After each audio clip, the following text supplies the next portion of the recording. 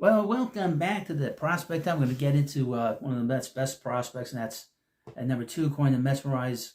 That's infielder, outfielder Jett Williams. Now, before we get this video, please, of course, subscribe and like it. As you know, Jett Williams was injured last year, but he's coming to camp and he's ready to go, and hopefully he stays healthy. But here we go with their overview and what they say about him for this year. Jett Williams, one of the Mets' 2022 first-round picks, was supposed to have his breakout year in 24.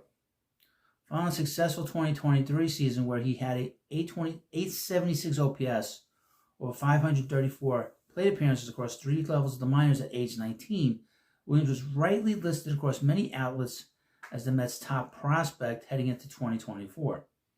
His keen eye for the strike zone, strong plate discipline, and power potential at his small stature drew were part of a package complemented with above-average defense at short and a dabble in playing center. Thus, 2024 came with high expectations. Unfortunately, just 2 weeks into the season, Williams suffered a wrist injury. Let's try to rehab route the 20-year-old, but it was ultimately deemed that he needed surgery in June, essentially wiping out any hopes of progress last year. He had a very good shot to get to the big leagues last year. Pre-injury, while he was playing in Double-A, Williams got off to a slow start, but still kept his on-base percentage afloat at 360 to 50 plate appearances. He maintained that OPB clip post-injury, but it's clear the wrist injury and the healing process zapped his power. Finishing the season with 0 home runs and 9 extra base hits through 148 plate appearances. A rehab stint in St. Lucie was followed a couple of weeks in Binghamton before the season ended. To get him at bats, the Mets had him finish the year in Triple-A, where he posted a 364 batting average of 533 on base, 545 slugging percentage, a 1079 1079 on OPB. Over the week he was in Syracuse, nearly half of his extra base hits came in the final week of the season, and the offense happy internationally. Given the injury and his recovery in season, Williams became a perfect candidate for the Arizona Fall League, where he appeared in 22 games and got another 101 plate appearances under his belt. He posted a modest 225, certainly had a more healthy power output, despite the injury that took out most of his season. He was able to end the year on a better note than it started.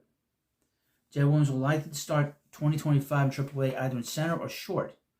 Luis Angel Acuna, a better defensive shortstop, may start the year with the Major League club, which will open up short for Williams.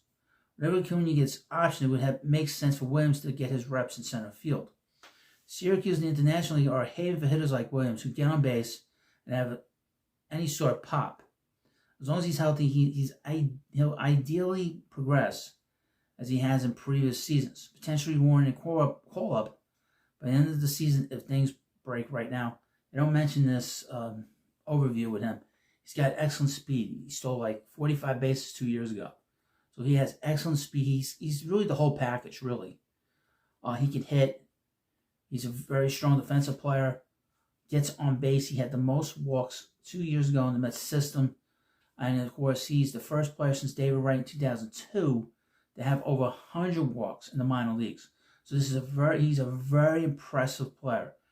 Only drawback is he's 5 foot. According to this, he's 5'7". He gained an inch since last year. He's 5'7". He's before the Mets drafted him. The word was the Mets believed, and Major League Baseball thought that he was like a Mookie Betts clone, and he would have gone higher in the draft. He went 14th overall in 2022. He would have gone higher if he was 6'1", 6'2". Now the Mets, even though he's been injured, other players were injured last year that were everyday players like Drew Gilbert, whose stock fell. His stock has remained the same. It is solid from where it was last year before the injury to his wrist. So he's a very impressive player. He has a shot to be an everyday player, an impact player. But it's all going to come down to whether he can stay healthy, obviously, and that's it. And whether he can play multiple positions. The Mets will play him at second a little bit. They'll play him at center field a little bit. He's not going to be playing shortstop, as you know. The Mets have the great Francisco Lindor there. So he's very impressive. Can't wait to see him when he gets to the majors. And of course, we'll see them together. So you let me know what you think about this video. And of course, please subscribe to the Prospect Hut. I'll see you later.